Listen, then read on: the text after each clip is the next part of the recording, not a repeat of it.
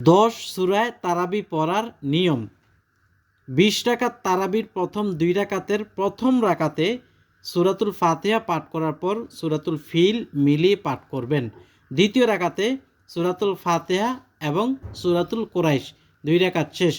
তারপরের 2 রাকাতের প্রথম রাকাতে সূরা ফাতিহা পাঠ করে সূরা মাউন এবং দ্বিতীয় রাকাতে সূরাতুল কাউসার 4 রাকাত শেষ।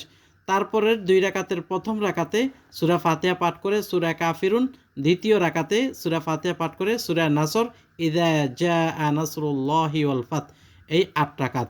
তারপরে 2 রাকাতের প্রথম রাকাতে সূরা ফাতিহা পাঠ করে সূরাতুল লাহাব, তাব্বাত ইয়াদা, দ্বিতীয় রাকাতে সূরাতুল ফাতিহা পাঠ করে সূরা ইখলাস, কুল হুয়াল্লাহ। এই হলো আপনার 8 রাকাত। 8 রাকাত শেষ হওয়ার পরে পরবর্তী 2 রাকাতের প্রথম রাকাতে সূরাতুল ফালাক, কুল আউযু বিরাব্বিল ফালাক, আর দ্বিতীয় রাকাতে সূরা ফাতিহা পাঠ করার পর সূরাতুন নাস, কুল আউযু বিরাব্বিন নাস। এই হলো মোট 10 বার, মানে 10 রাকাত। আবার এই নিয়মেই বাকি 10 রাকাত, মানে আবার 10 রাকাত পড়বেন এই নিয়মে, তাহলেই 10 10 20 রাকাত তারাবির নামাজ হয়ে গেল।